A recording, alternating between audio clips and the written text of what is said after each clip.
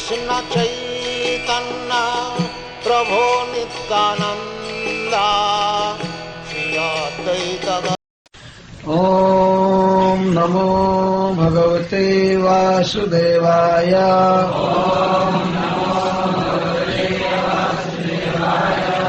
ओम नमो भगवते वासुदेवाय।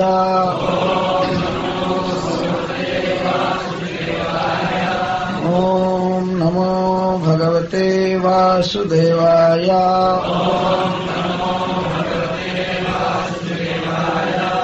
प्रिय सख पुनरागः प्रेयसा प्रेषितः किम् वरय किमनुरुन्धे माननीयोऽसि मेङ्ग।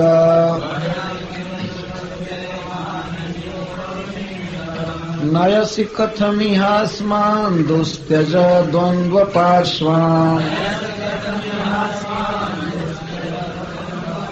सततमुरसि सौम्य श्रीर्वधूः साकमास्ते।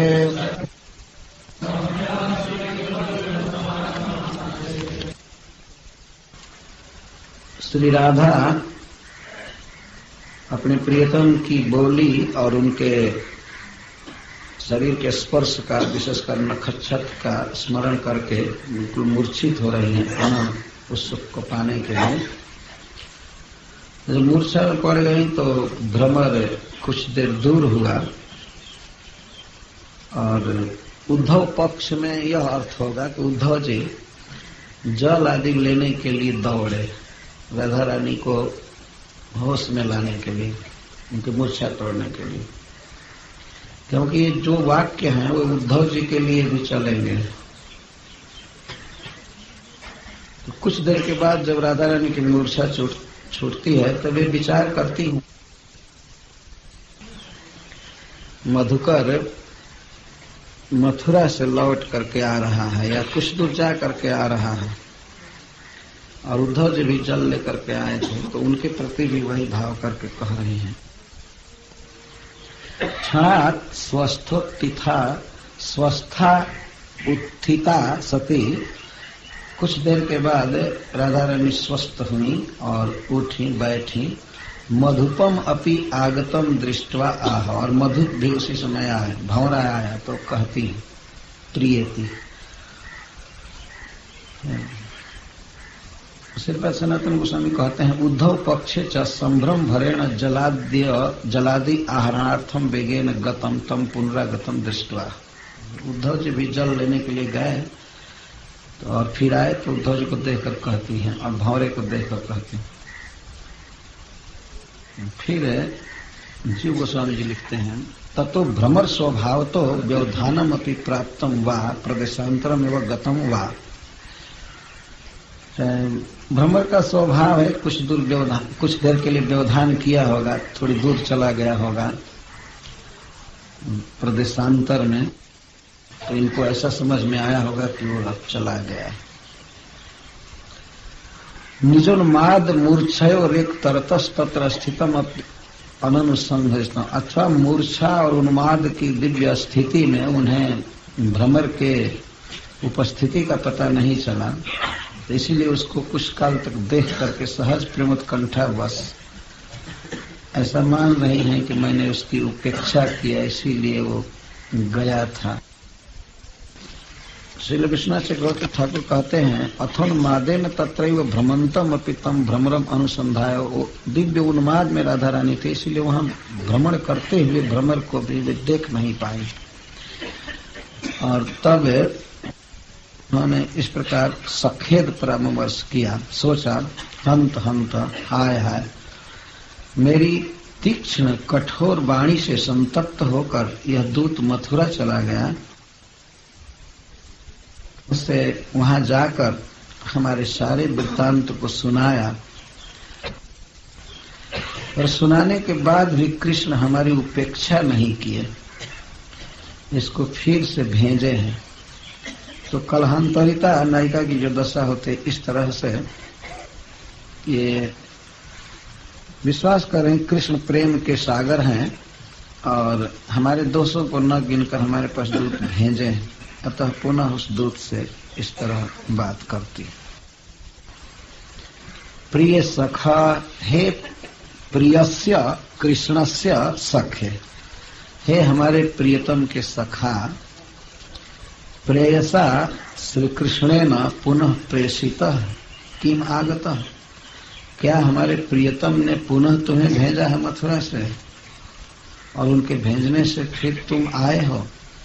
किम शब्द का अर्थ है क्या उनके पास पहुंच गए थे, उन्होंने भेजा तब आए कि पथ से ही लौट आए, रास्ते से आ गए।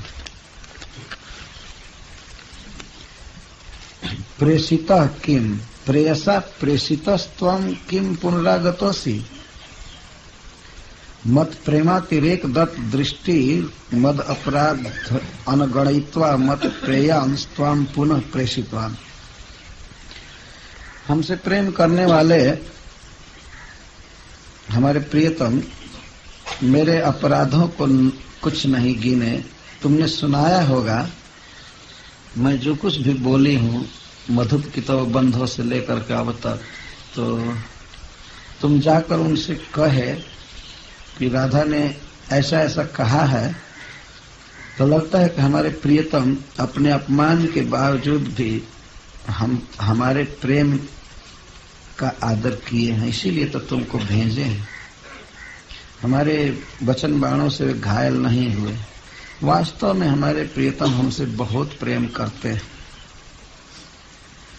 तो तुम्हें प्रियतम का संदेश लाए हो ऐसा लगता है। किम शब्द का अर्थ है कि कहीं रास्ते से ही तो नहीं लौट गए। प्रेयसा मई अति प्रेमवता मद अपराध कोटि अपि अगण्यता तेनैव किम प्रेषितः, क्या उन्हीं के द्वारा भेजे गए हो या पथ से लौट आए हम। दो भाव कर रहे हैं। तुम प्रियतम के सखा हो तो हमारे मुख से जो तुम सुने हो कृष्ण के प्रति उलाहना कठोर वाक्य, तो अपने सखा से तो जरूर कहा होगा, लेकिन वे तुम्हारे सखा हैं तो हमारे प्रेयान हैं, हमारे प्रिय हैं। देखो तुमने इतनी शिकायत की जाकर के मेरी, लेकिन फिर भी प्रियतम तुमको पुनः हमारे पास भेजे, हमसे कितना प्रेम करते हैं। अथवा कृष्ण मेरे प्रिय हैं और तुम प्रिय के सखा हो, तो ऐसा लग रहा है कि मैंने जो कुछ भी तुमसे कहा तो मेरे संदेशों को तुमने कृष्ण से कहा, लेकिन कृष्ण को मैंने जो कठोर वचन कहा था वो नहीं कहा। तुम बहुत विवेकी हो, इसी से भेजे, नहीं तो नहीं भेजे होते। दूत बहुत बुद्धिमान है। मैं जो बोली बहुत क्रोध में मान कर गई, तो इन सब बातों को इसने नहीं कहा है। राधा रानी ऐसा सोचती है। वो भ्रमर में कहीं गया है न कुछ कहा है, लेकिन जैसे बांसुरी को देख करके सौतिया डाह होती है, वो जड़ बांस का एक टुकड़ा है, लेकिन उसको कहती है कि हमारी सौत है और ये है। तो प्रेम की उच्चतम दशा में एक जड़ पदार्थ के साथ भी ईर्ष्या होती है। ये भाग्यवती है, मैं अभागिनी है। जिस अधर सुधा को हमें पीना चाहिए, ये बांसुरी पी रही है, बेणु पी रहा है। तो ठीक वही बात भ्रमर के साथ है। भ्रमर कहीं नहीं गया है, कहीं नहीं आया है, वहीं चरण के गंध पर लुब्ध होकर के आ रहा था। तो इसको राधा रानी मान रही हैं कि हमारे चरण कमल पर गिर करके हमें मना रहा है, ये हमारे प्रियतम का दूत है। मूर्छित होने के बाद फिर जगी हैं, तो इस तरह से पूछ रही हैं कि क्या प्रेयसा प्रेषिता, हमारे प्रियतम के द्वारा भेजे गए हो। और सत्य बोलो भ्रमर, क्या वे किसी स्त्री के साथ नहीं हैं? किम एकाकी वो वर्तते, अकेले हैं। यदि वे अकेले होंगे तब मैं उनके पास जाऊंगी, लेकिन हमारी कोई भी सौत होगी तो मैं नहीं जाऊंगी उनके पास। इस तरह से एक कीट से, एक भ्रमर से बात कर रही हैं और संबोधन कर रही है सौम्य। हे सौम्य, आर्ज बुद्धि असि इति भाव। तुम बिल्कुल सरल बुद्धि के हो, निष्कपट, कभी तुमने पाप नहीं किया है, बहुत शांत स्वभाव के हो। अतः विश्वास है कि हमारे प्रियतम के सखा तुम असत्य कभी नहीं बोलोगे।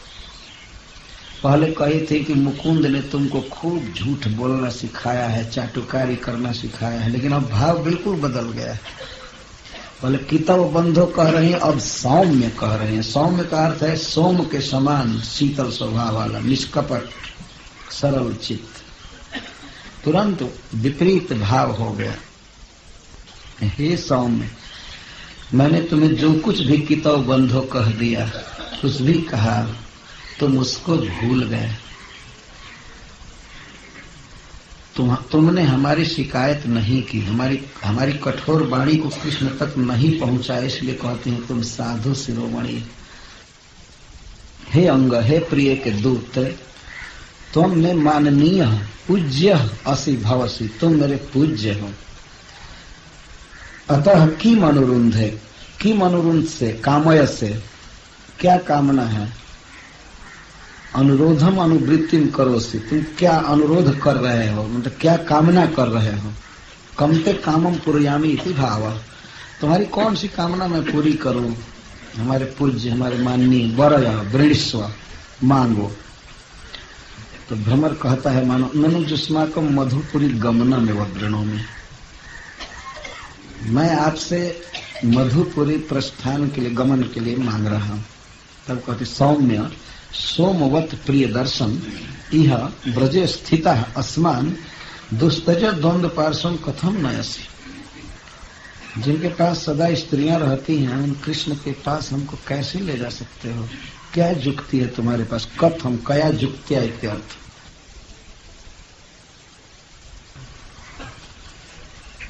रहती है साथ में हम लोगों के भय से रेखा के रूप में, लेकिन जब हम नहीं रहती हैं तो प्रकट रहती है। ये सब गुणगान है भगवान कृष्ण का। उनके वक्षस्थल पर श्री जी हमेशा रहती। नारायण वक्ष स्थिति तबु पाद सेवा मति, सेवा करे दासी अभिमानी। लक्ष्मी जी भगवान के वक्षस्थल पर रहती हैं, लेकिन हमेशा उनके चरण दबाती रहती हैं, भोजन बनाती हैं, घर साफ करती हैं, कपड़ा साफ करती हैं। भगवान की दासी के रूप में सेवा करती रहती। और श्री का अर्थ सौंदर्य लक्ष्मी भी होगा। सुंदरता एक स्त्री है तो उससे डाह कर रही है, ये भी अर्थ। वो श्री कृष्ण के छाती पर चढ़ी रहती है, मतलब पूरे देह पर चढ़ी रहती है। वधु, वधु कहकर और ईर्ष्या व्यक्त कर रही, वधु बन गई है। लगता है जैसे उसी के साथ विवाह हो गया है। विवाह हुआ नहीं है। तो लक्ष्मी तो नारायण की पत्नी है, कृष्ण के साथ तो चाहती हैं विवाह, लेकिन ऐसे रह रही है कि लगता है जैसे वधु बन गई। सततम, निरंतरम, यह भी नहीं कि कभी कभी हट जाए छाती पर से। निरंतरम उर्सी आस्ते, है ही सहाय वयास्ते। तुम कैसे कह रहे हो कि कृष्ण के साथ कोई स्त्री नहीं है?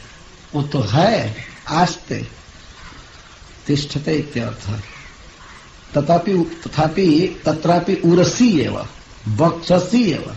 अरे कहीं घर में रहे, दूसरे घर में रहे तो छाती पर ही रहती, तो मैं कैसे जाऊं? सौम्य, यह सौम्य के कय, सौम्य का शांत प्रकृति। अतस्तेन सह तव सख्यम अनुचितम इति भाव। तुम सौम्य हो और वे कपटी हैं, इसलिए तुमको उनके साथ मित्रता नहीं करनी चाहिए। बहुत ज्यादा विपरीत नहीं बोल रही हैं, लेकिन सौम्य इनको कह रहे हैं और उनको सौम्य नहीं कह रहे, प्रिय कह रही। तो जो सौम्य है, सुंदर प्रकृति का, सरल चित्त का है, उसको किसी कपटी के साथ सख्य नहीं करना चाहिए। तो तुमको मैं ये कह रही हूँ, ठीक है तुम उनके दूत बनकर आए हो, लेकिन तुमको उनके साथ मित्रता नहीं रखनी चाहिए। त्यज द्वंद्व पार्श्वम सदा पुरस्त्री सह तस्य प्रसंगात, और दुष्ट द्वंद्व कह रहे हैं। तत्र अस्माकं गमनम व्यर्थम इति भाव। यह ईर्ष्या है।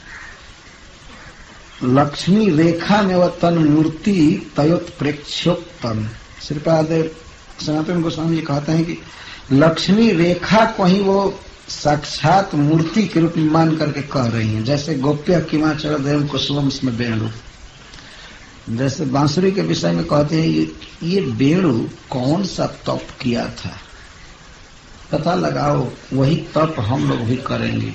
उसने क्या तप किया था? बांस जाति तप क्या करेगा, लेकिन उसमें पुरुष की भावना स्त्री की भावना करके गोपियों ने से कहा।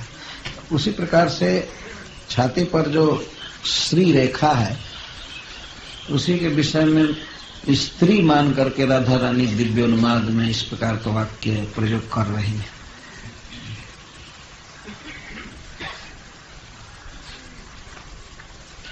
और अयम भाव वो भी छाती पर रहती है, तो मतलब वो भी अपात्रा है, निर्लज्जा है लक्ष्मी। कौन कहता है कि चरण की सेवा करती रहती हो, तो हमेशा छाती पर ही रहती है। जो रेखा छाती पर पड़ी हुई है तो हमेशा है।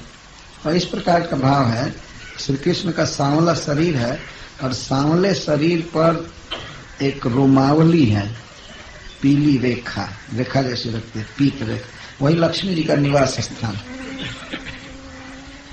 तो कहते वो तो हमेशा रहती है।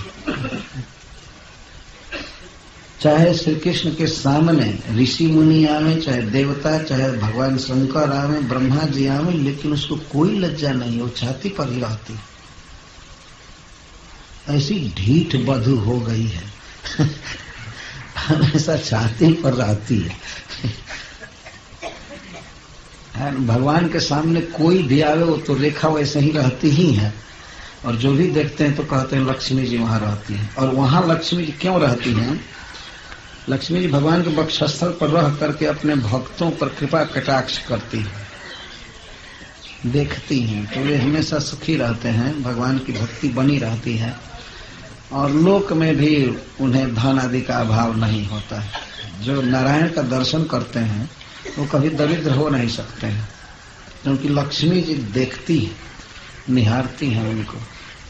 हरे कृष्णा कृष्णा कृष्णा हरे हरे, हरे राम राम राम हरे। एक रुमावली के प्रति, एक रेखा के प्रति जब इतना भाव हो रहा है कि ये सौत है, श्री कृष्ण की पत्नी बन गई है या ऐसे, और बहुत ढीठ हो गई है, कोई ऋषि मुनि आवे, देवता आवे, फिर भी नहीं हटती है। वैसे शिव जी के जांघों पर बैठने वाली पार्वती जी तो कभी कभी ऋषियों को देख करके हट जाती है। लज्जा की बात आती है। 9 स्कंध में कथा आई है, लेकिन ये लक्ष्मी इतनी ढीठ है, तो मैं तो जाऊंगी तब भी तो छाती पर ही रहेगी, इसलिए मैं नहीं जाऊंगी।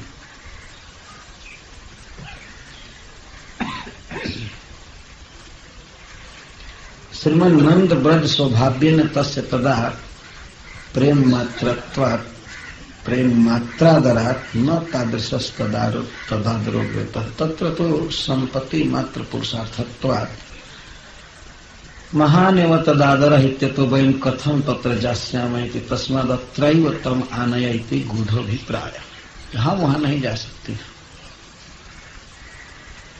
ये प्रेम का क्षेत्र है वृंदावन, मधु, अगर तुम मिलाना चाहते हो तो कृष्ण को यहीं लाओ वृंदावन में, हम नहीं जाएंगे।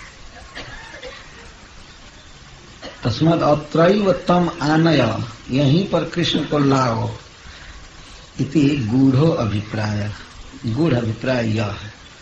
एवं ईर्ष्या असूया स्पृहा च सूचिता है।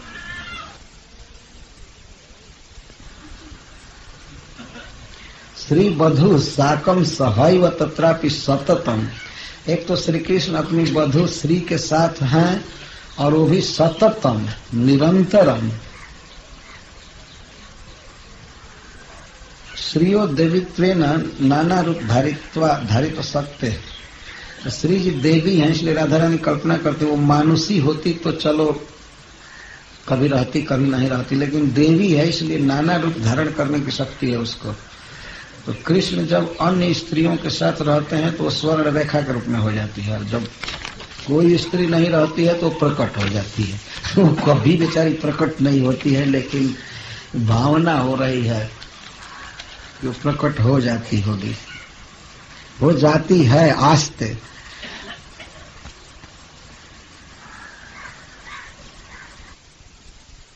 अत्र दूतम सामान्यापि तदुक्तिम अंगीकृत्वा अपि अनौचित्यम ज्ञापयन्ति।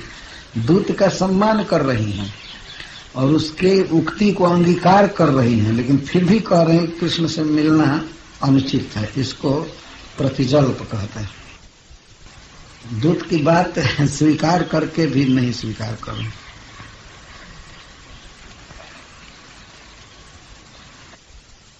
प्रेयसा प्रेषितः न तो कितवेन प्रेषितः। अगर कहते हैं कि उस कपटी ने भेजा है तो इसमें दूसरा भाव होता है। कहे प्रेयसा प्रेषितः, प्रियतम के द्वारा तुम भेजे गए हो, तो उसका भाव यह है प्रेयसा प्रेषितः त्वं किम पुनरागतोसि मत प्रेमातिरेक दत्त दृष्टि। हमारे प्रियतम हमारे दोषों को नहीं देखते हैं, हमारे कठोर वचनों को नहीं देखते हैं, उनके प्रति हमारा कितना प्रेम है इसी पर उनकी दृष्टि लगी रहती है। अब तक विपरीत बोल रहे थे।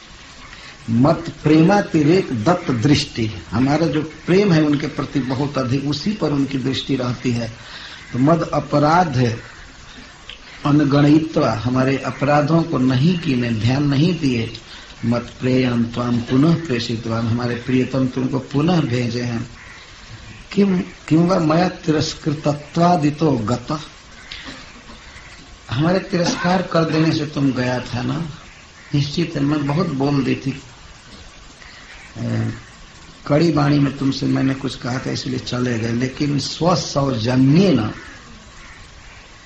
तुम अपने सौजन्य से, सज्जनता से मद अपराधम उपेक्षा, मेरे अपराधों की उपेक्षा कर दिया और संदेशा निगृहीत्वा गंतव्यमिति विचार जाए।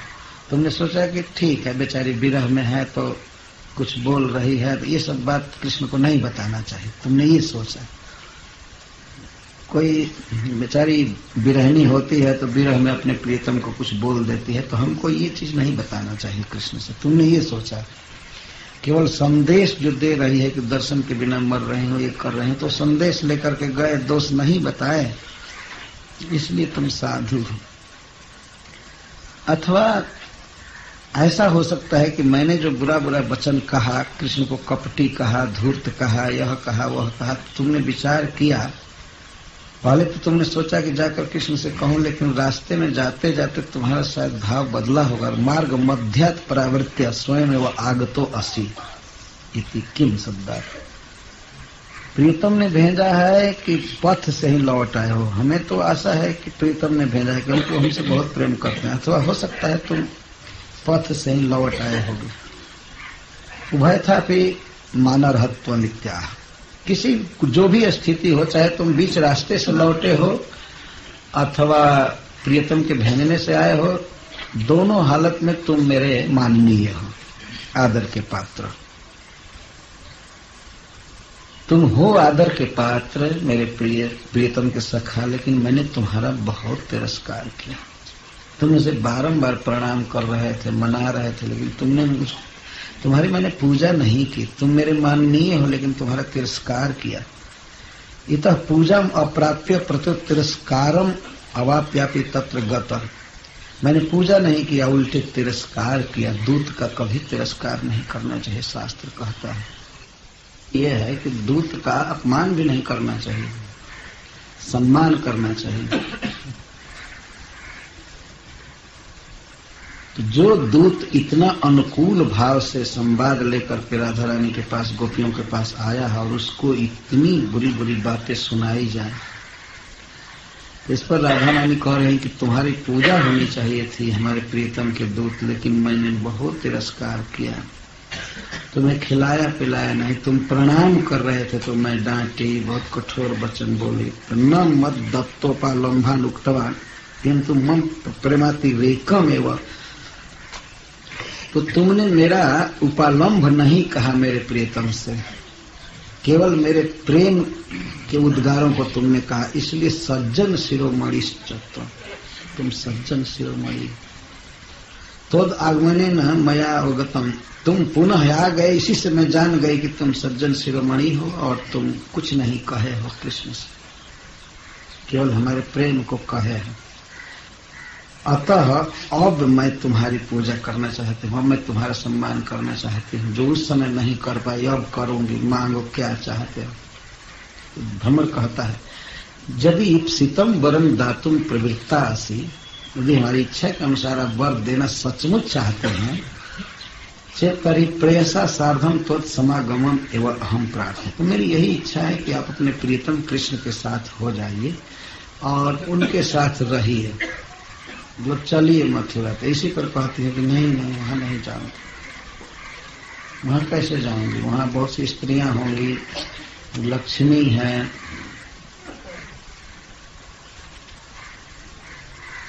तो इस में राधा रानी सुख में है, केवल ईर्ष्या है लक्ष्मी जी से। ऐसे श्री कृष्ण के प्रति बिल्कुल अनुकूल भाव हो गया। तो इस अनुकूल भाव को सूरदास जी ने पद में गाया है। ऊधो हम आज भई बड़ भागी, ऊधो हम आज भई बड़ भागी, जैसे सुमन गंध लय आवत, वैसे सुमन गंध लय आवत, पवन मधुपय अनुरागी, पवन मधुपय अनुरागी। जैसे पवन किसी पुष्प के गंध को लेकर आता है, पुष्प तो नहीं लेकर आता लेकिन पुष्प के गंध को लेकर आता है, वैसे ही आप प्रियतम को नहीं लाए हो लेकिन प्रियतम के संदेश को लाए हो। हम धन्य हो गए, अपने प्रियतम का संवाद पाकर कम से कम उन्होंने हमें याद किया है, हमारा स्मरण किया है, इसी से हम बहुत भाग्यवती हो गई। और वह गंध जिस पर मधुप अनुराग करता है, मधुप अनुरागी।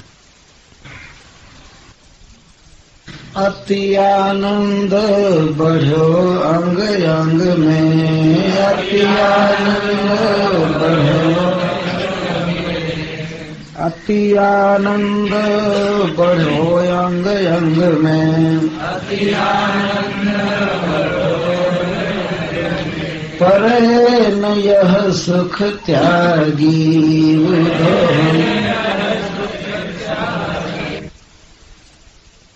बिसरे सब दुख देखत तुमको, बिसरे सब दुख,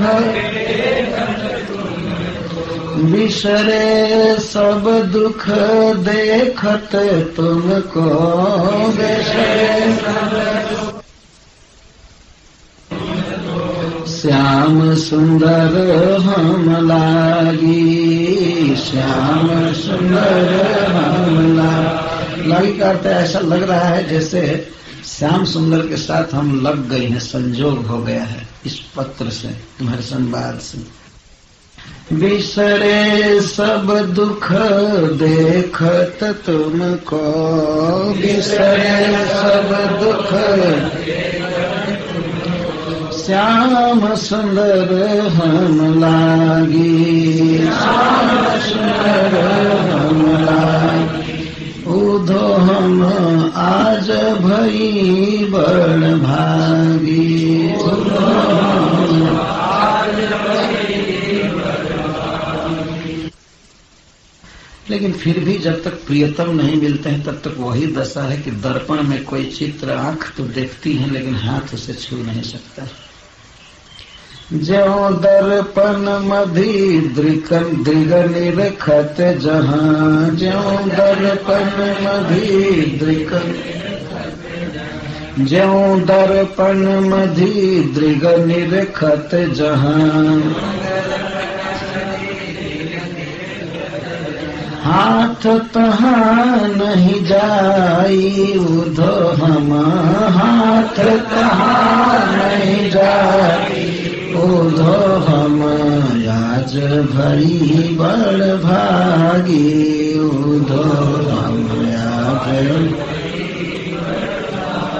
ज्यों दर्पण मधि दृग निरखत जहाँ हाथ तहाँ नहीं जाई त्यों ही सूर हम मिली शाम रे त्यों ही सूर हम मिली शाम रे बिरह बिथा बिसराई। एक प्रकार से हम श्री कृष्ण से मिल गए, लेकिन वैसे ही जैसे दर्पण के चित्र को कोई देखता है लेकिन भेंट नहीं हो सकती।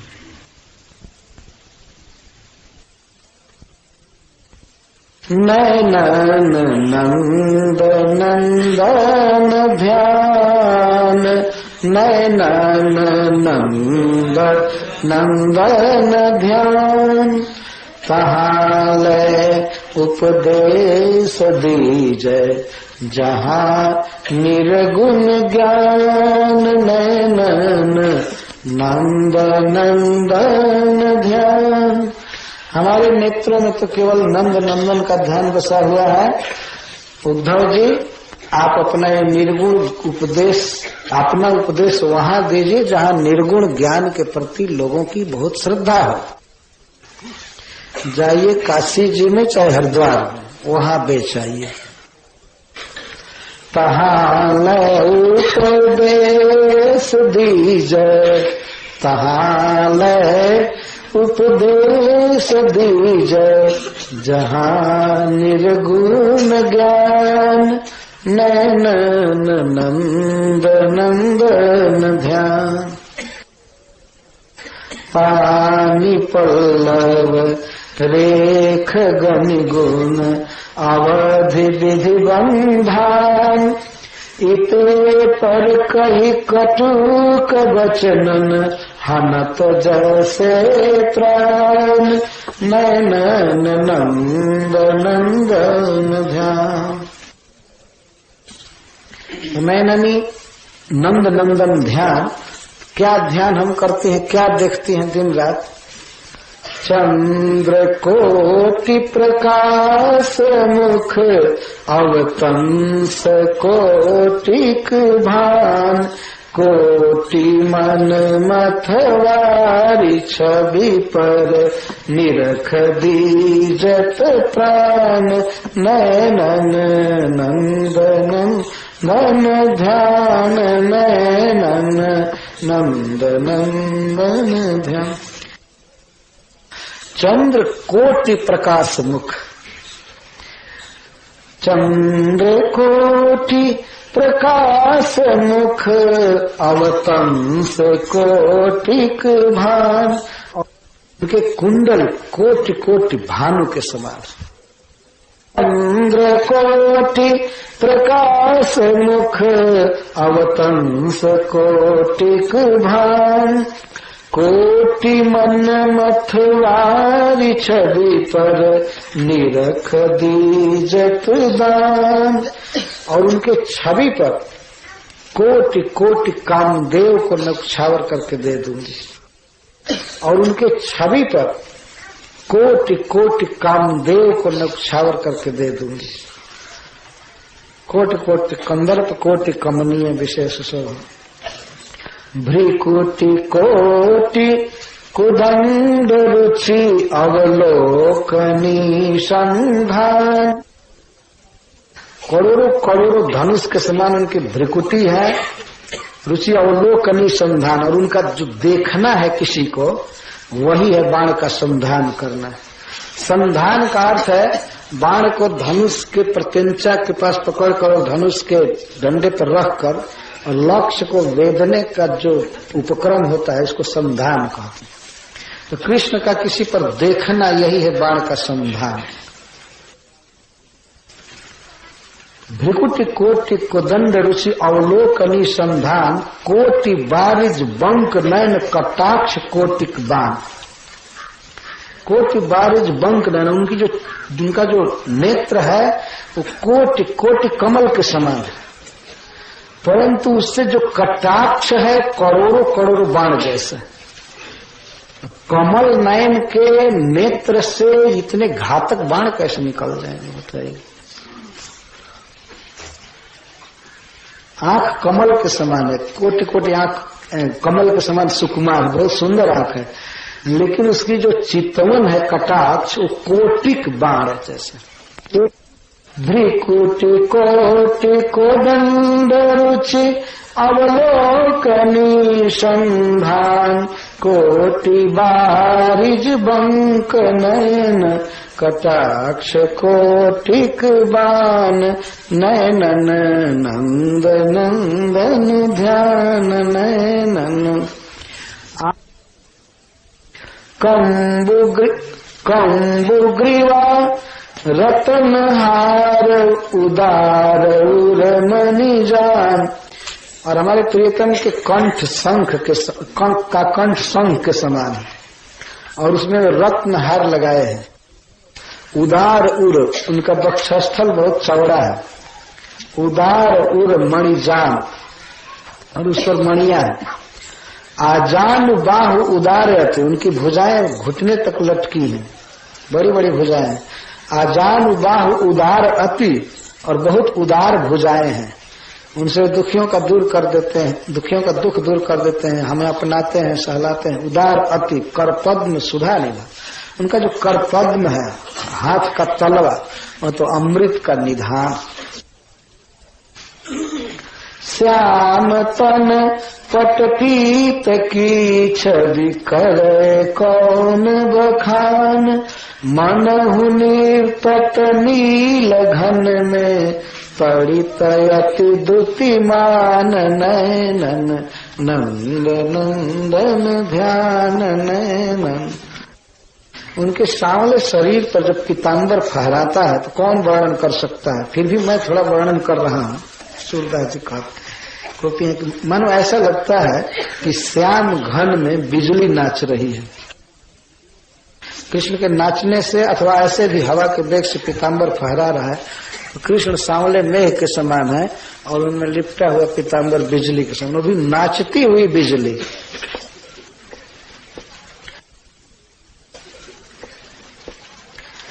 मनहु निर्तत नील घन में पड़ित अति दुतिमान नयनन नंद नंदन ध्यान।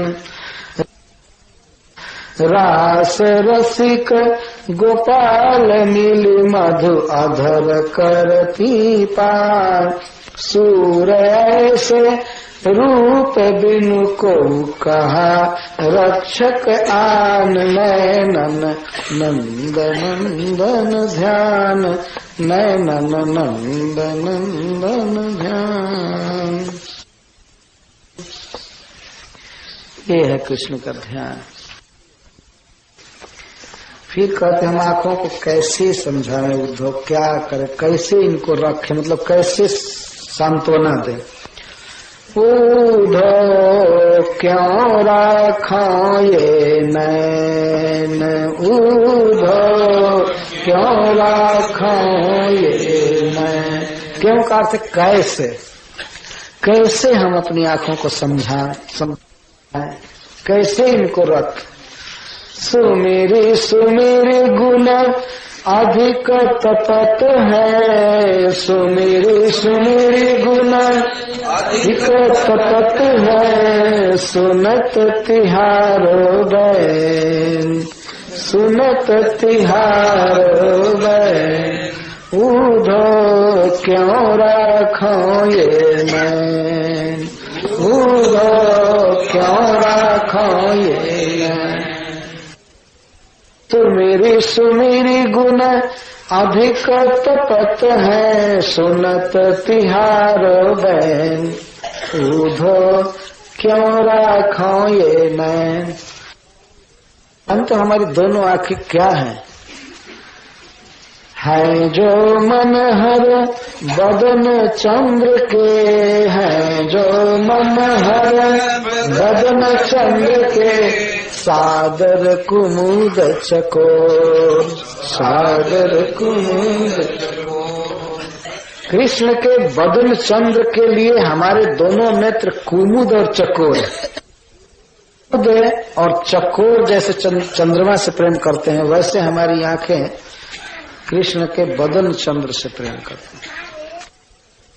जो मनहर बदन चंद के सादर कुमुद चकोर, परम त्रिशारत सजल श्याम घन के जो चातक मोर। और श्याम घन श्याम के लिए हमारे नेत्र दोनों चातक और मोर हैं। बादल को देखकर चातक और मोर दोनों बहुत हर्षित होते हैं। तो बदन चंद्र के कुमुद और चकोर और श्याम घन के चातक और मोर, परम त्रिसारत, परम प्यास से भरे हुए।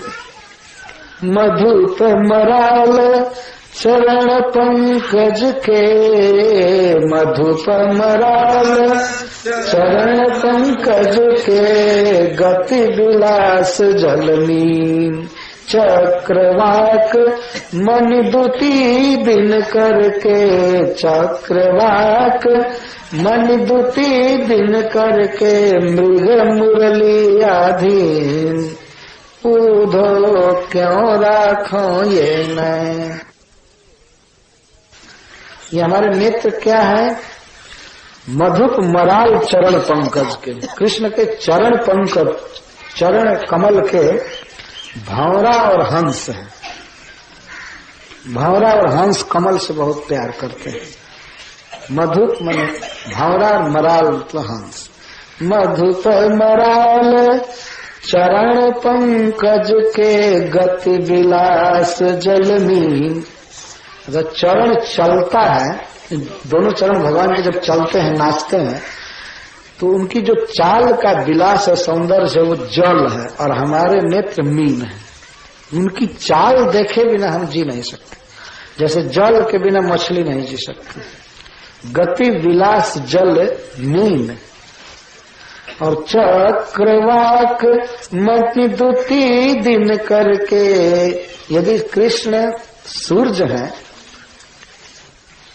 तो हमारे दोनों नेत्र चक्रवाक और सूर्यकांत मणि है, मणिदूत। चक्रवा पक्षी, चक्रवाक सूर्य के उगने पर एक साथ रहते हैं, खुश रहते हैं। चंद्रमा के उगते ही दूर हो जाते हैं। कोक शोक प्रद पंकज द्रोही, अवगुण बहुत चंद्रमा तो ही। भगवान बोल रहे हैं रामचरितमानस। तो चक्रवाक और मणि द्युति, एक सूर्यकांत मणि होते, सूर्य के उगने पर पिघलने लगती है। सूर्य का ताप लगने पर, किरण पड़ने पर वो पत्थर पिघलने लगता है, स्नेह टपकने लगता है उसमें। तो श्री कृष्ण यदि सूर्य जैसे हैं तो हमारे दोनों ने तो चक्रवाक और सूर्यकांत मणि जैसे। और श्री कृष्ण के मुरली नाद के अधीन हमारे नेत्र मृग बन जाते हैं उस समय। मृग मुरली अधीन हमारे कर्ण मुरली ध्वनि से प्रेम करने वाले वैसे ही है जैसे मृग शब्द से प्रेम करते हैं। मृग मुरली अधीन। सकल लोक सुनो लागत है, सकल लोक सुनो लागत है। बिन देखे वारू, बिन देखे वारू। सूरदास प्रभु नंदन के, सूरदास प्रभु नंदन के। नख सिख अंग अनु, नख सिख अंग अनु। उधो क्यों राखो ये नैन, उधो क्यों राखो ये नैन। कृष्ण के अंग के, शरीर के ये तृप्त नहीं हो सकते हैं। उनके बिना संपूर्ण संसार शून्य लग रहा है। घर में सब भरे पड़े हैं, स्वजन है, धन है, गौवे हैं, सब कुछ है, लेकिन कृष्ण के बिना सब शून्य लग रहा है। सकल लोक सुनो लागत है, बिन देखे वारू। सूरदास प्रभु नंद नंदन के नख सिख अंग अनु ऊधो क्यों राखो ये नैन। ऐसे रूप के बिना हम अपने नेत्रों को कैसे समझाएं, तुम ही बताओ। मधुपुर जामार्ज पुत्र धुनास्ते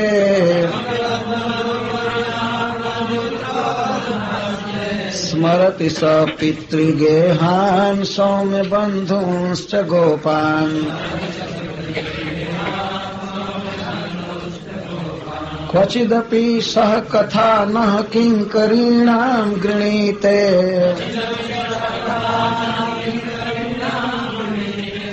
भुजमगुरु सुगन्धम् ऊर्ध्वन्यधास्यत् कदा नु।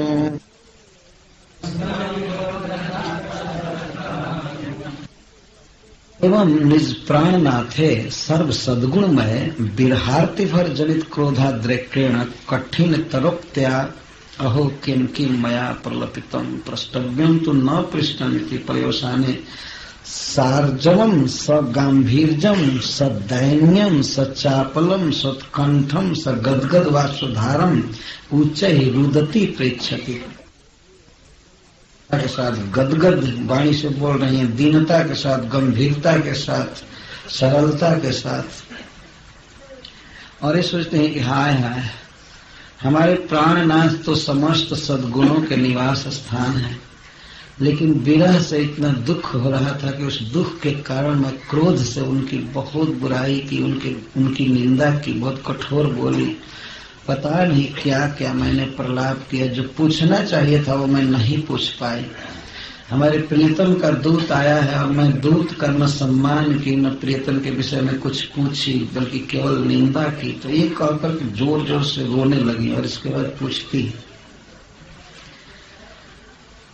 सौम्य, हे सौम्य, हे सरल स्वभाव वाले मधुर बता, हे दूत, आर्ज पुत्र श्री गोपेन्द्रस्य नंदस्य पुत्रः अधुना मधुपुर्याम आस्ते। हमारे प्रियतम पति आर्जपुत्र नंद महाराज के पुत्र इस समय मधुपुरी में है ना?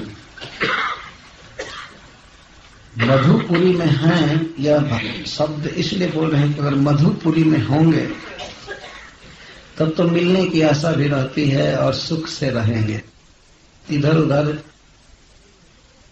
नहीं जाएंगे तो दुख में रहेंगे, तो सुख से है ना मधुपुरी में।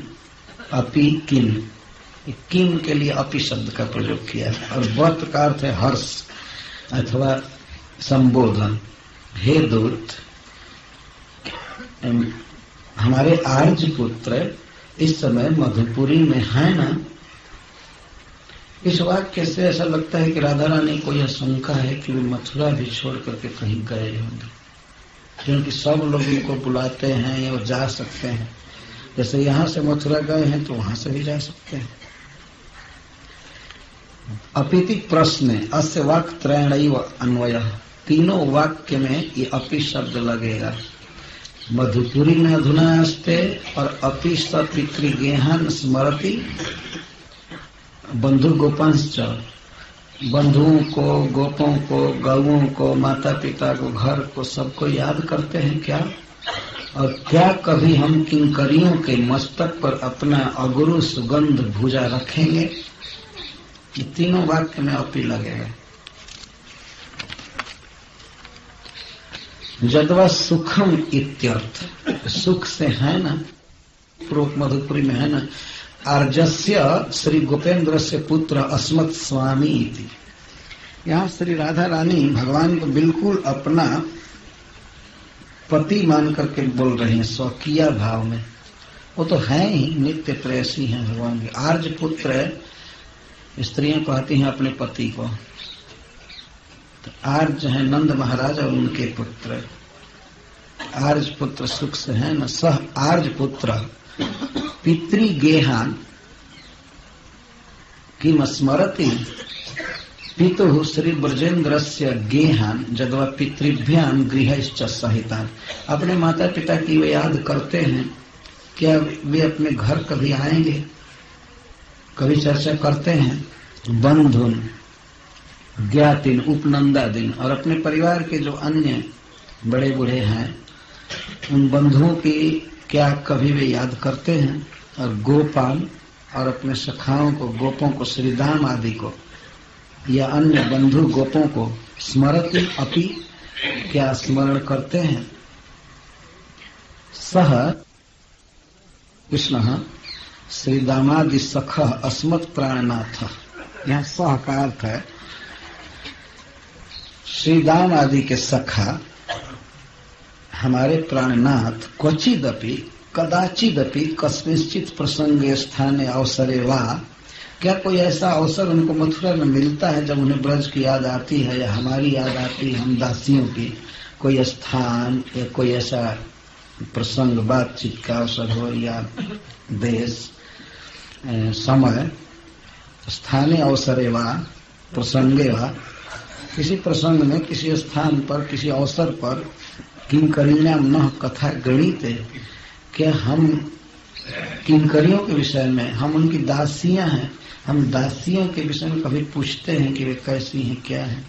अपि ननु भो, ननु का अर्थ है हे प्रियतम के दूत, कदा अगुरु सुगंधम भुजम अस्माकम अधास्यत। यदि भंवरा ये कहे, गुनगुना ही रहा, ये कहे कि आप क्या कह रही हैं, वो तो दिन रात केवल ब्रज का ही स्मरण करते हैं, आप ऐसे क्यों पूछ रही है? तब कहती हैं तो क्या कभी वो ब्रज में आएंगे और आकर के क्या हमारे मस्तक पर कभी रखेंगे?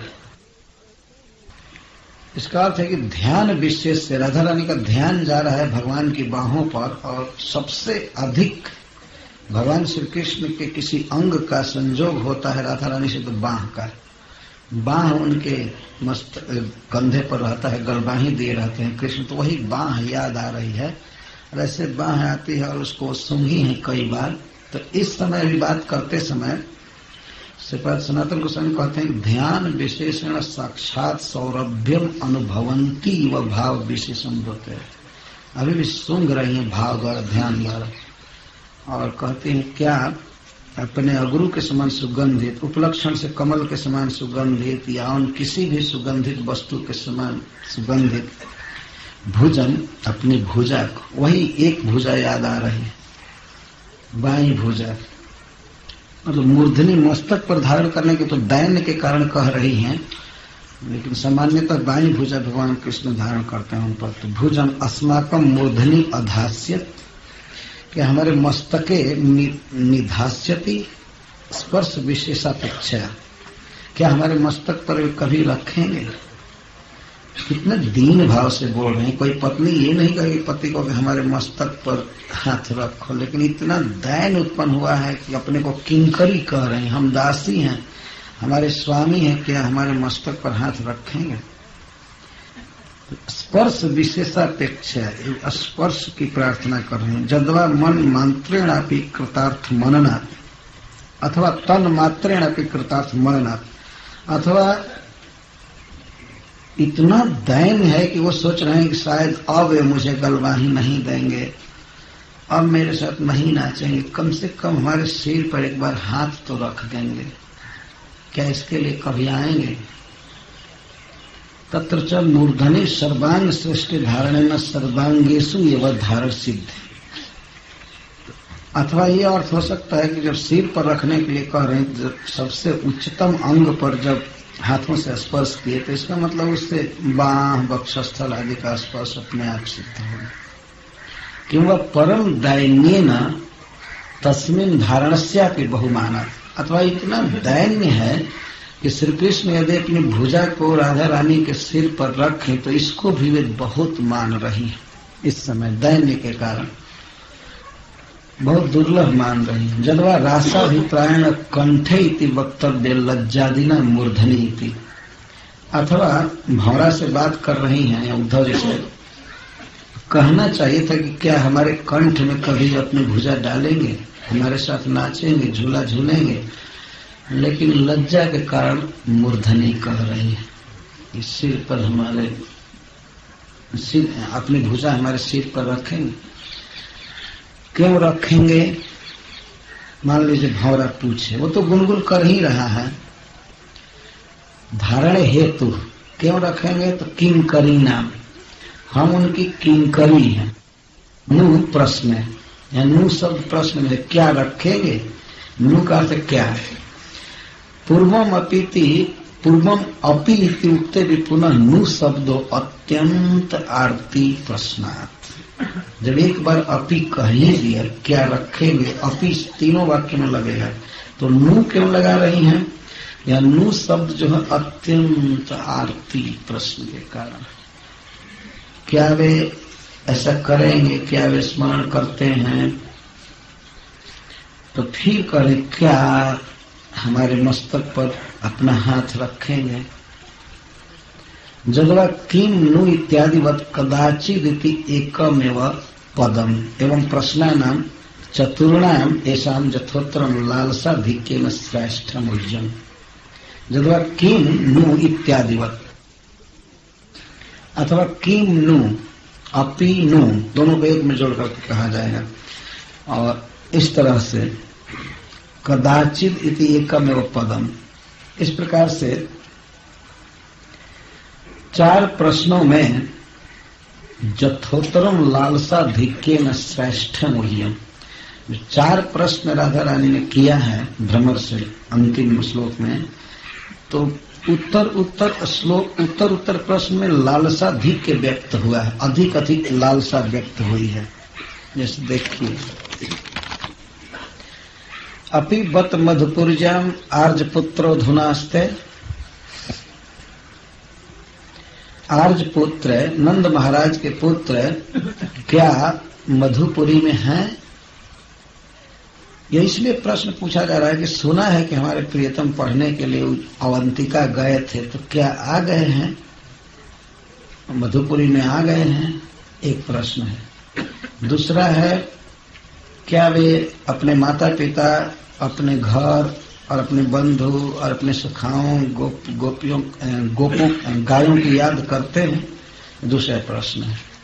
तीसरा है, क्या हम दासियों की कभी कथा वे कहते हैं, बात करते हैं?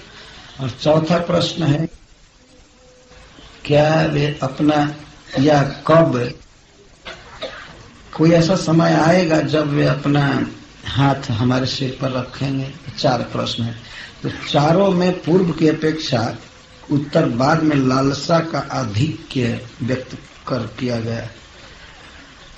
सबसे बड़ी लालसा है कि वे अपने हाथ को हमारे मस्तक पर रखें। अन्यतर व्याख्यातम जगवा बत खेद अधुना अपनी आस्ते किम, अथवा खेद में बत शब्द का प्रयोग किया जाएगा, क्या अब तक मधुपुरी में ही हैं? उनको तो यहाँ रहना चाहिए, ब्रज में आना चाहिए। तावंतम बहुकालम तत्र स्थातुम नार्हति इति भाव। अधुना आस्ते, अभी भी मथुरा में ही हैं, बहुत काल तक मथुरा में रह गए, उनको वहां नहीं रहना चाहिए, यहाँ आना चाहिए। जत आर्य पुत्र, क्योंकि वे नंद बाबा के पुत्र हैं। सौम्याश्च ते बंधवश्च तान इति सुप्रकृताज्ञा स्मरण योग्यतो कृता। और सौम्या और उनके जो बंधु हैं, सौम्य सुंदर स्वभाव वाले हैं, सुंदर प्रकृति वाले हैं, अतः उनका स्मरण उन्हें करना चाहिए। मूर्धनि इति एकत्वम लालसा विशेषेण दैन्य भावे नैवा। किंकरीणाम बहुवचन दिया गया है, तो मूर्धसु देना चाहिए ना। हम किंकरियों के सिरों पर अपना हाथ कब रखेंगे? लेकिन एक वचन में बोल रही हैं, मूर्धनि। सखियों के साथ बहुवचन बोल रही हैं और सिर एक कह रही हैं। श्रीपाद सनातन गोस्वामी जी लिखते हैं, मूर्धनि इति एकत्वम लालसा विशेषेण। लालसा यही हो रही है, केवल अपने विषय में सोच रही है, कब आकर हमारे सिर पर हाथ रखेंगे। अथवा दैन्य भावे नवा, केवलम आत्मापेक्षा, केवल अपने लिए। मैं इति साक्षात अनुक्ति, तो ये क्यों नहीं कह रही कि मेरे सिर पर रख दें? मैं का प्रयोग क्यों नहीं राधा रानी ने किया? कहना चाहिए कि मम शिरसी मम मूर्धनी या मैं मूर्धनी, ऐसा नहीं कहा। इस पर सनातन गोस्वामी पाद जी लिखते हैं कि मैं इति साक्षात अनुक्ति धार्ष्ट परिहारार्थ, धृष्टता के परिहार के लिए कह रही हैं। धृष्टता नहीं दिखाना चाहते हैं।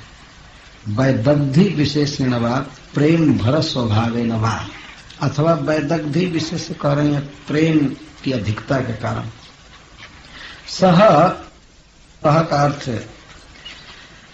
टीकाकार सह मधुपुर निवासी, सह वह कृष्ण कब आएंगे याद करते हैं, सह वो आएंगे। सह मधुपुर निवासी, सह का ये अर्थ हुआ है ब्रज जनैक जीवातु, जो ब्रज जनों के एकमात्र जीवन है, ये अर्थ हुआ दूसरा। वाह पितृ गेहान, पितु श्री गोपेन्द्रस्य गेहान गेहानी इति जन्म भूमित्वादिना स्मरण योग्यता उक्ता। क्या है, अपने माता पिता की और अपने घर की याद करते हैं जहां वे जन्म लिए हैं, नंद भवन की याद करते हैं,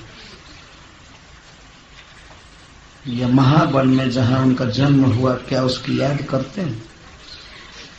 तो पितु और गृह कह करके राधा रानी यह समझा रहे हैं कि हे मधु, जन्म भूमि आदि होने से उनके स्मरण के योग्य हैं, स्वाभाविक है इनकी स्मृति आना। बहुत्वम ब्रजस इतस्ततः गमनेन पुत्र सुखार्थम स्थान स्थान विचित्र गृह निर्माण। बहुवचन का क्यों प्रयोग कर रही हैं? गेहान, पितृ गेहान, क्या कृष्ण को बहुत घर है? गृहम कहना चाहिए। तब श्रीपद सनातन गोस्वामी कहते हैं गेहान बहुत्वम ब्रजस्य इतस्ततः गमनेन, कि वे ब्रजवासी गौओं के साथ आज महावन में रहे, कल वृंदावन चले जाएंगे, कल काम बन जाएंगे, कल यहाँ जाएंगे, बहुत बहुत घर बनता था। तो और विशेष करके पुत्र सुखार्थम स्थाने स्थाने विचित्र गृह निर्माण। नंद बाबा अपने पुत्र के सुख के लिए पूरे 84 कोस में कई जगह घर बनाए थे जहां आनंद से रहे दोनों भाई रहे, इसलिए गेहान बहुवचन का प्रयोग है। यदवा नित्य निवास भूत स्थाने श्री नंदीश्वराख्य एवं, अथवा कृष्ण का जो नित्य निवास अपना घर है जिसे नंदीश्वर कहते हैं, नंदगांव, उसी में दिव्य महाप्रसाद बाहुल्य, अथवा बहुत बड़े बड़े भवन वहीं होंगे। और श्री कृष्ण के तो सब घर अपने हैं, अथवा आगे अर्थ कर रहे हैं कि अन्य गोपों के जो घर है वो भी कृष्ण के ही घर हैं। वे गोप कभी भी उनको अपना घर नहीं मानते, वो ही मानते थे कृष्ण का सब घर है, और कृष्ण भी सब घर को अपना ही घर मानते थे, नंद बाबा के घर जैसा। इसलिए गेहन शब्द का प्रयोग किया गया है। राधा रानी जानती हैं कि ब्रज में जो भी घर है सब कृष्ण का है, तो क्या अपने घरों की याद करते हैं? अथवा निकुंजाद्यपेक्षा, तो निकुंज भी तो उनका घर है, अनेक हजारों हजारों कुंज हैं, गिरिराज जी की गुफा है, सब कृष्ण का घर है। तो क्या इन घरों की कभी वो याद करते हैं? बहुवचन का प्रयोग हो गया इसलिए अर्थ किया जा रहा है। एवं पितृ स्मरण प्रश्नो अपि आयाता है,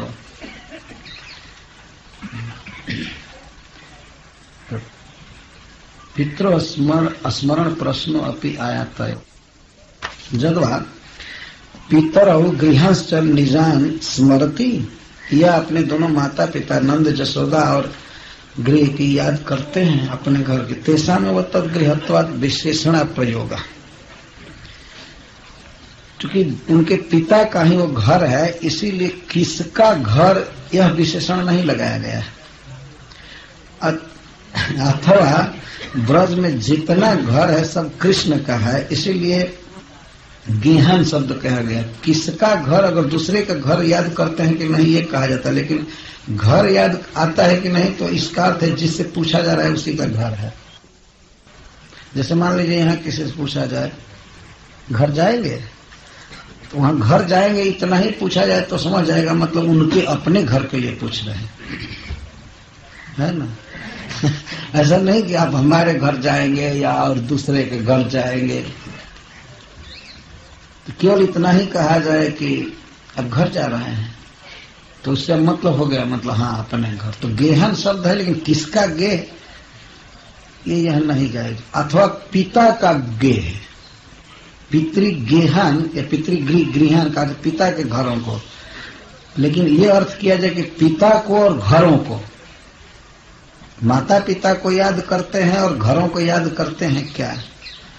तो माता पिता की याद अलग याद हुई, और अपना जो उनका घर है नंदीश्वर में या ब्रज 84 कोस में या कुंज गिरिराज जी की गुफा जो भी है, अथवा वो जगह जगह छोटा छोटा गृह बनाते थे खेल खेल में, वो सब याद आता है उनको,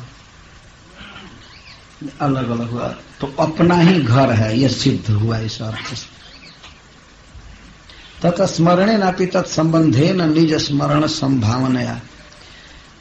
तो अपने विषय में तो नहीं पूछ रहे कि क्या हमारा स्मरण करते हैं, लेकिन कथा गृणीते में तो स्मरण आ गया, परंतु श्रीपद सनातन गोस्वामी जी कहते हैं कि उनका स्मरण पूछ रही है, घर का, माता पिता का, तो यही संभावना करके कि उनका स्मरण करेंगे तो हमारा तो करेंगे, तो उनके संबंध से हमारी भी याद करेंगे कि राधिका नाम की गोपी है और ये दासी है मेरी लिए, और सबसे प्रथम स्मरण का विषय ब्रज में राधा रानी है कृष्ण का। लेकिन देखिए दैन्य प्रेम का,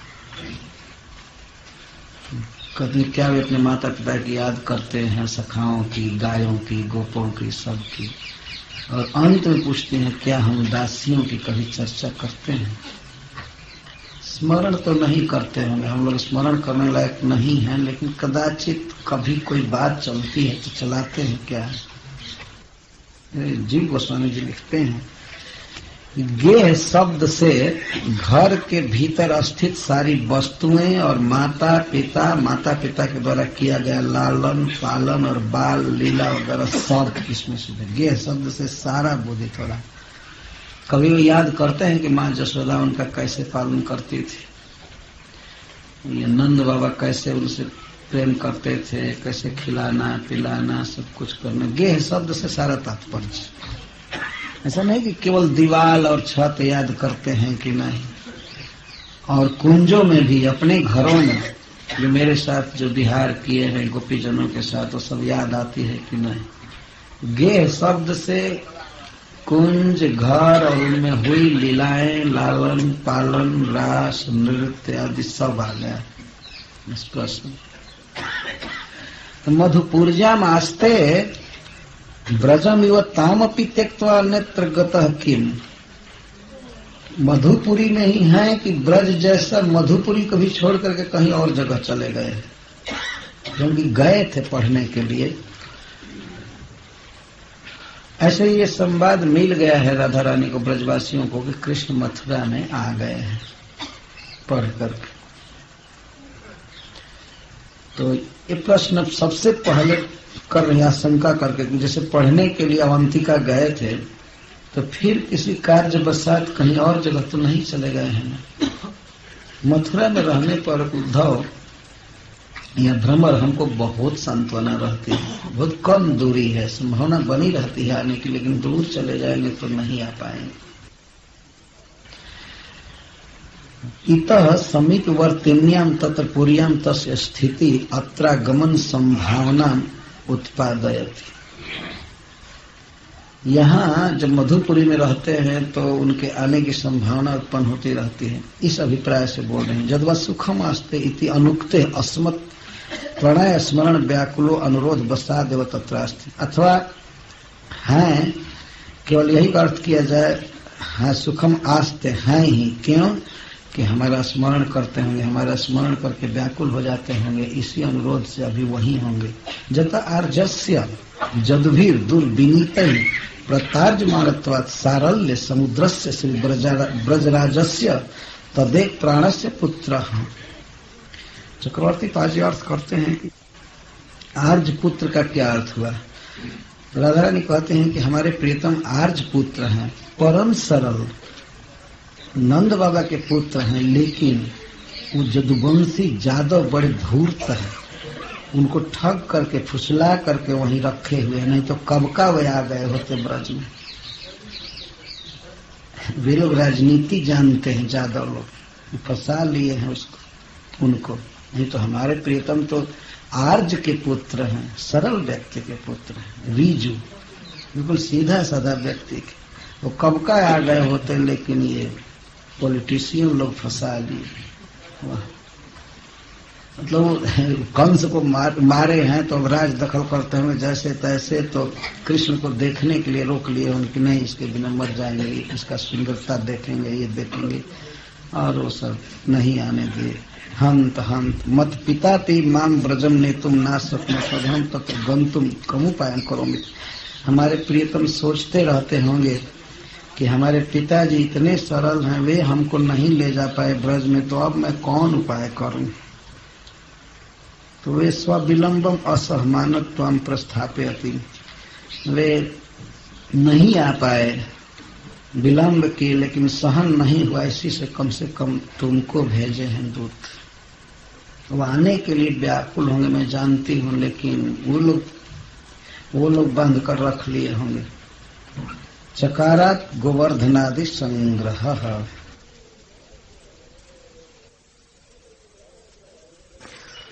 फिर ब्रज बसहु गोकुल नाथ, फिर ब्रज बसहु गोकुल नाथ, फिर ब्रज बसहु गोकुल नाथ, फिर ब्रज बसहु गोकुल नाथ।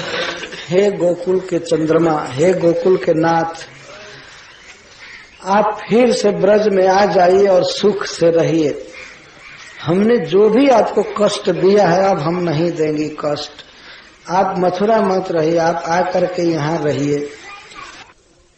बहुरिन तुम ही जगाय पठवो, बहुरिन तुम ही जगाय पठवो, गोधनन के साथ फिर ब्रज, गोधनन के साथ फिर ब्रज बसहु गोकुल नाथ, फिर ब्रज बसहु गोकुल नाथ। में पत्थर पहाड़ में जहाँ तहाँ गाय चराना पड़ता था, तो अब हम नहीं आपको भेजेंगे। बर जौन माखन खात, कब हूँ दई हो देन लुटाए, बर जौन माखन खात, कब हूँ दई हो देन लुटाए, फिर ब्रज बसहु गोकुल नाथ, फिर ब्रज बसहु। कबहू न दई हो उराहनो, जसुमती के आगे जाय, फिर ब्रज बसहु गोकुल नाथ। आपकी माँ की तो बात हम नहीं कहते, हो सकता है कभी बांधने आपको चले, लेकिन अब हम रस्सी नहीं देंगे उसको। दौरी दामन देऊंगी, लकुटी न जसुमती पान, फिर ब्रज बसहु गोकुल नाथ। जैसे उस बार आपको जसोदा बांध रही थी, तो हम लोग दौड़ दौड़ करके रस्सी दे रही थी उसको बांधने के लिए, तो अब है प्रियतम हम कभी नहीं देंगे, आप कुछ भी कीजिएगा, हम अब रस्सी नहीं देंगे आपको बांधने। और जो सौदा से हम लोगों ने कह दिया है कि कभी मत बांधना, तो अभी रो रो करके कह रही है कि अब नहीं बांधेंगे कभी भी। लकुटी न जसुमती पान, और जसोदा के हाथ में हम छड़ी नहीं देंगे आपको डर पाने के लिए। दौरी दामन देहूंगी, लकुटी न जसुमती पान, चोरी न देहूं घर किए, अवगुण न कही हो आन, फिर ब्रज बसहु गोकुल नाथ। आप कितना भी चोरी करेंगे, आपके चोरी को हम लोग उघारेंगे नहीं, किसी से नहीं कहेंगे। चोरी न दे हूँ उघार की अवगुण न कहीं और। आप कुछ भी अवगुण करेंगे, कुछ भी गाली देंगे, कुछ भी करेंगे, हम किसी से नहीं कहेंगे। अब परिहान तुम सो मान हठ हठिहान मांगत दान फिर ब्रज बसहु गोकुलनाथ फिर ब्रज बसहु गोकुल। और हे प्रियतम, अब हम आपसे कभी भी मान नहीं करेंगे। मान मनाने में बहुत परिश्रम पड़ता था, अब हम कभी मान नहीं करेंगे। करिहौन तुम सो मान हट, कभी मान नहीं करेंगे। यदि कदाचित स्वभाव बस मान हो भी गया तो अब एक बार प्यारी कहेंगे उसी समय मान जाऊंगी, क्यों हठ नहीं करूंगी।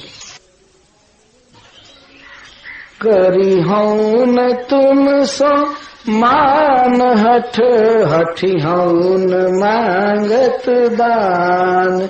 और आप जब दान मांगेंगे, दान घाटी में गोवर्धन में दही घी या दूध, तो मैं अब हठ नहीं करूंगी नहीं देने का। जो ही आप मांगेंगे मैं दे दूंगी, बल्कि मैं बिना मांगे आपके लिए लाऊंगी। दही घी माखन जो कुछ भी है मैं लाऊंगी, मैं कभी अब हठ नहीं करूंगी नहीं दूंगी नहीं दूंगी।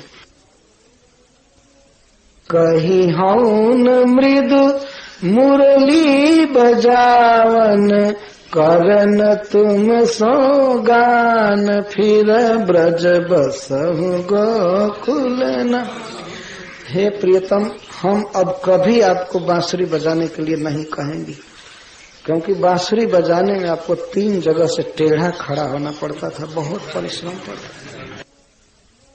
हौन मृदु मुरली बजावन करन तुम सो गान। और आपको गाने के लिए नहीं कहेंगे। आप बहुत आलाप लेते थे, हम लोग कहते थे और सुनाइए और सुनाइए। कभी बांसुरी बजाने के लिए नहीं कहेंगे, कभी गाने के लिए नहीं कहेंगे। आप आइए, बल्कि हम गीत गा गा करके सुनाएंगे। कही हौन चरणन देन जावक गुहन बेनी फूल। और मैं आपको कभी भी अपने चरण में महावर लगाने के लिए नहीं कहूंगी। कही हौन चरणन देन जावक गुहन बेनी फूल। कही हौन करन सिंगार बट तर बसन जमुना कूल फिर ब्रज बसहु गोकुलना। प्रियतम, मैं अपने पैर में आपसे मेहंदी लगाने के लिए नहीं कहूंगी और अपनी बेड़ी नहीं गुथवाऊंगी। गुहन बेनी फूल, अपनी बेड़ी नहीं गुथवाऊंगी और उसमें फूल लगाने के लिए नहीं कहूंगी। और वट वृक्ष के नीचे श्रृंगार वट में बैठकर आपसे श्रृंगार नहीं करवाऊंगी। आपको कभी नहीं कहूंगी श्रृंगार करने के लिए, और आपको कभी भी मैं जमुना के तट पर जहां तहां नहीं बैठाऊंगी। आप जब जाना चाहें अपने घर जा सकते हैं, घूम सकते हैं। मैं नहीं कहूंगी कि नहीं बैठो जमुना तट पर, चलो कुंज में, कभी नहीं कहूंगी। इस तरह ये वास्तव में सूरदास जी का ये चमत्कार है, कमाल है। ऐसा नहीं करूंगी वे ये कह रहे हैं, लेकिन इसके द्वारा सूरदास जी यह कहना चाहते हैं कि भगवान ये सब करते थे। यहाँ कही हौन चरणन देन जावक गुहन बेनी फूल। कही हौन करन सिंगार बट तर बसन जमुना कूल फिर ब्रज बसहु गोकुलनाथ फिर ब्रज बसहु गोकुलनाथ। भुज भूषण जुत कंध धरि के, भुज भूषण जुत कंध धरि के, रास नृत्य न कराऊं, हाँ संकेत निकुंज बसी के, दूती मुख न बुलाऊं, फिर ब्रज बसहु गोकुलनाथ, फिर ब्रज बसहु गोकुल। एक बार जो दरस दिखवहु, प्रीति पंथ बसाए, चावर करऊं चढ़ाय आसन, नयन अंगन लाय, फिर ब्रज बसहु गोकुलनाथ। देहु दर्शन नंद नंदन, देहु दर्शन नंद नंदन, मिलन ही की आस, फिर ब्रज मिलन ही की आस। सूर प्रभु की कुंवर छवि को, सूर प्रभु की कुंवर छवि को, मरत लोचन प्यास, फिर ब्रज बसहु गोकुलनाथ, फिर ब्रज बसहु गोकुलनाथ।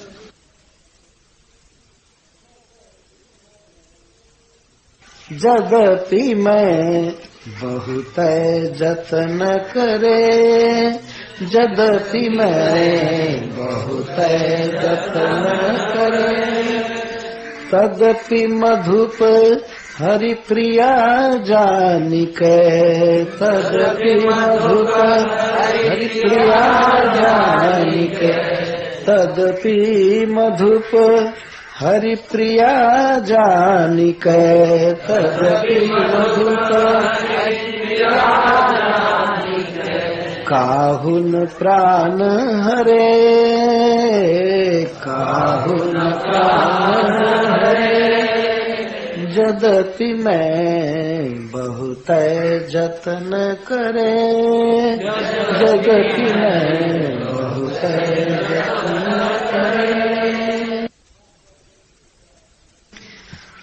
क्या क्या जत्न किया आपने?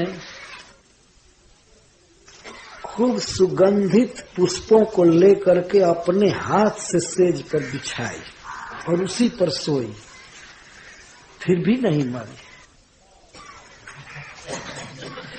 सौरभ जुत सुमनन लय निज कर, सौरभ जुत सुमनन लय निज कर, संतत सेज धरे, संतत सेज धरे, सन्मुख होती शरद शशि सजनी, सन्मुख होती शरद शशि सजनी, तऊ नयंग जरे, तऊ नयंग जरे, जगति में बहुत जतन करे, जगति में बहुत जतन करे। बहुत अच्छे अच्छे फूल सुगंधित चुन करके अपने सेज पर बिछाए। तो ये कोई मरने का साधन है क्या? लेकिन विरहिणी के लिए अपने प्रियतम के वियोग में फूल ही अंगार जैसा लगता है। तो राधा रानी सोचती हैं कि अगर मैं बहुत अच्छा अच्छा फूल बिछाऊंगी और सोऊंगी तो ये फूल मेरा प्राण ले लेगा, लेकिन ये भी नहीं लिया प्राण। और शरद काल के पूर्णिमा की चांदनी में मैं घर से बाहर रात भर रही, फिर भी ये चंद्रमा नहीं जलाया मुझको, जबकि एक क्षण में वो जला देता है, लेकिन मैं रात भर चांदनी में रही, मुझको नहीं जलाया। मैं आत्महत्या करना चाहती, ये हमको नहीं मार रहा है। सन्मुख होती शरद शशि सजनी, सन्मुख होती शरद शशि सजनी, तऊ नयंग जरे, जदपि मैं बहुत जतन करे, जदपि मैं बहुत जतन करे। चंद्रमा की किरणों में, और वो भी शरद काल और भी पूर्णिमा, कि मैं बहुत बार बार या रात भर चंद्रमा में रही, लेकिन ये भी नहीं अंग जराया। चातक मोरे कोकिला मधुकर, चातक मोरे कोकिला मधुकर, सुर सुनि श्रवण भरे, सुर सुनि श्रवण भरे।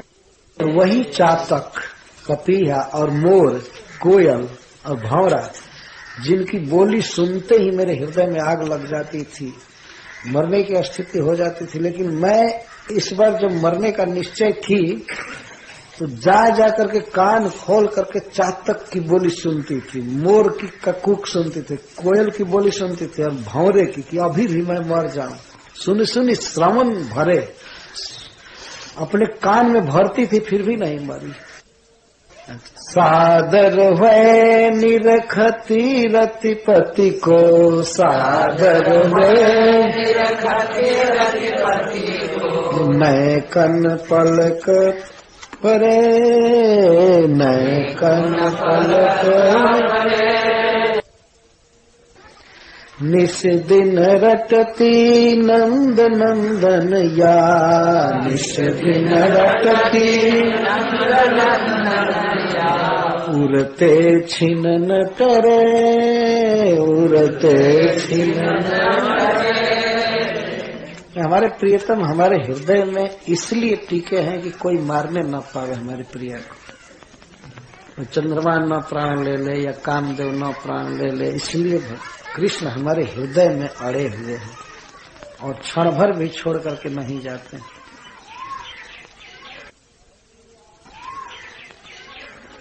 अति आतुर चतुरंग चमू सजी, अति आतुर चतुरंग चमू सजी, अनंगन सर संचरे, अनंगन सर संचरे। और अपनी चतुरंगड़ी सेना लेकर भी अनंग बाण नहीं चला रहा है। सेना सजा लिया है मारने के लिए, लेकिन फिर भी बाण नहीं चला रहा है। जानती नाही कवन गुण यातन, जानती नाही कवन गुण यातन, जाते सब ये डरे, जाते सब ये डरे। सूरदास सकुचन श्रीपति के, सूरदास सकुचन श्रीपति के, सुभटन बल बिसरे, जदपि मैं बहुत जतन करे। काले परे कोस चली चली थक गए पाय, सुख के कसाले परे ताले परे न सके। रोय रोय नैनन में हाले परे जाले परे, मदना के पाले परे प्राण पर बस के। हरिचंद अंग हवाले परे, रोगना के सोगना के भाले परे कान बल खस के। पगना में छाले परे नाघिबे को नाले परे, तऊ लाल लाले परे रावरे दरस के। तऊ लाल लाले परे रावरे दरस के। थाकी गति अंगन की मति पर गई मंद, सुख झांझरी शिव के देह लागी पियरान। बावरी सी बुद्धि भई हासी काहू छीन लाई सुख के समाज जीत तीत लागे दूर जाम हरिचंद्र राव रे बिरह जग दुखमय हरिचंद्र राव रे बिरह जग दुखमय भयो कछु और होन हार लागे देख राम नैन कुम्हिलान लागे बनहु अथान लागे आओ प्राणनाथ अब प्राण लागे मूरझान आओ प्राणनाथ अब प्राण लागे